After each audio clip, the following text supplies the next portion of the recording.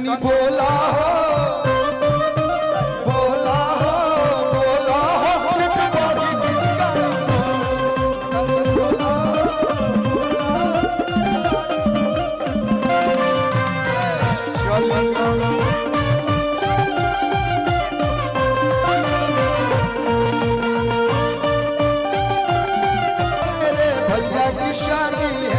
आज मेरे भैया की शादी है आज मेरे। लेकिन भैया थोड़ा सुनना चाहिए। अरे मुकेश भैया डांस बहुत अच्छा करते हैं।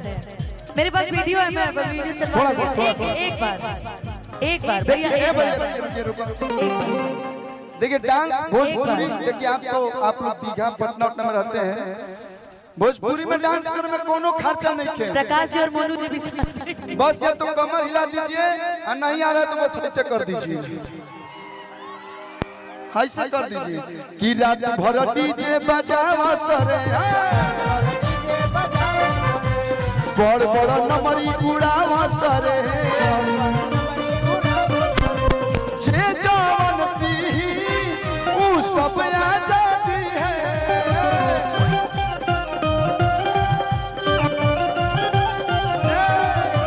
जे जान पी ऊ सब आ जाती है। आज मुकेश भैया की शादी है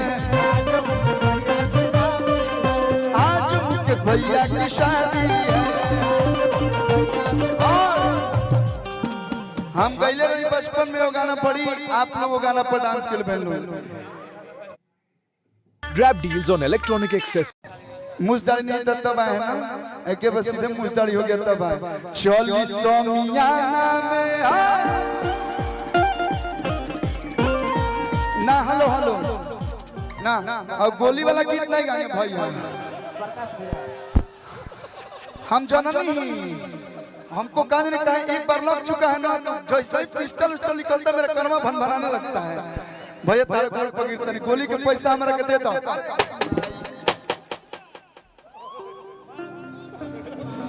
हर जगह हाई स्टाइल सुन ले बनी हाई कौन स्टाइल है पता चला 40 समियन तो हर स्टाइल ना भैया बाद में दिखा ली हो।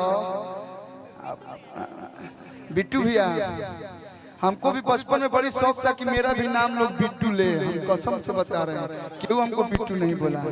भैया को देख के आज हमारा दिन याद आ गया कि हम भैया छोड़िएगा नहीं क्रिया है। बीवी होगी तो बीवी की, गर्लफ्रेंड होगी तो गर्लफ्रेंड की, या नहीं तो किसी और की भी दोस्त यार सब मत छोड़िए क्रिया बा। पसीना होके लगा रही ठंडा के दिन में कहेगा सब धन ले ला दिल पूरा नहीं नहीं करो तो बिगड़ी हाय रंग बाजई हरा हाय रंग बाजई हरा केहू नहीं बोली अतनी हाला होके दीघा से भैया। हाँ अब लगा कि कलुआ आया है। 40 समियाना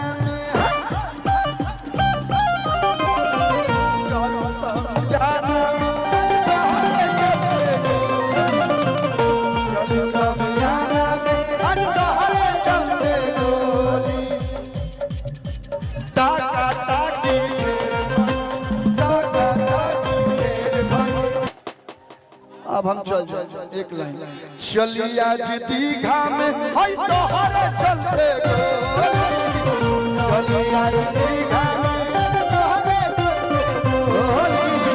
चली हाय दीघा में आज तोहरे चलते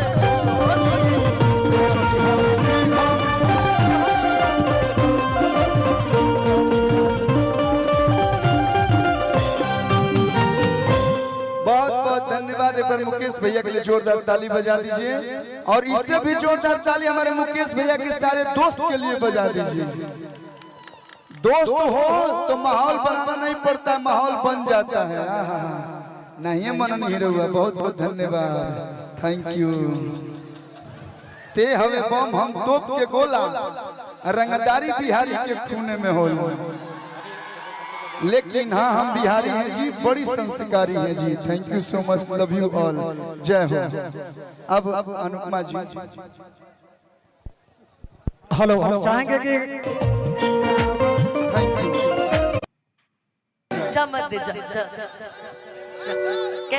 हम पैसा का देना बहुत बहुत धन्यवाद।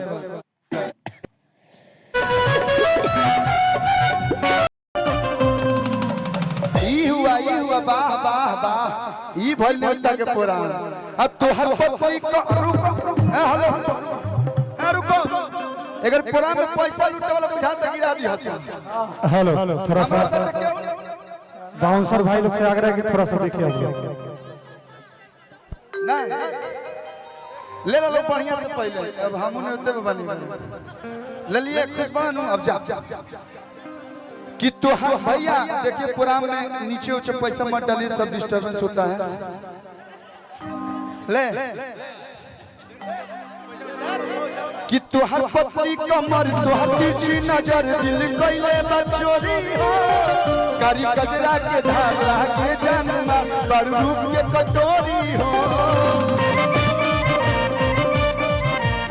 ए भैया आप एक्टर नहीं ना है एक एक लाइन का एकदम देख रहे हैं भैया अंदर टैलेंट छुपा हुआ है। हाँ देखिएगा भैया मत आइएगा इस लाइन में नहीं तो जिस लाइन में उस लाइन में आप टॉप पे हैं इसमें आएंगे तो हम लोग को दिक्कत हो जाएगा। कि तुहर पत्नी कमर तुहर पीछे नजर दिल कइले बचोरी हो कारी कजरा के धारा के जान मार बारू रूप के कटोरी हो।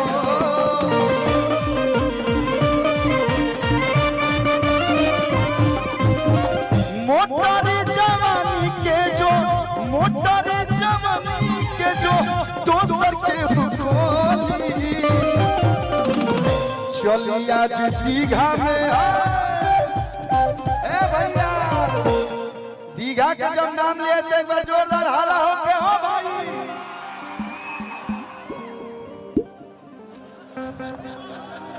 भैया ना बिट्टू ना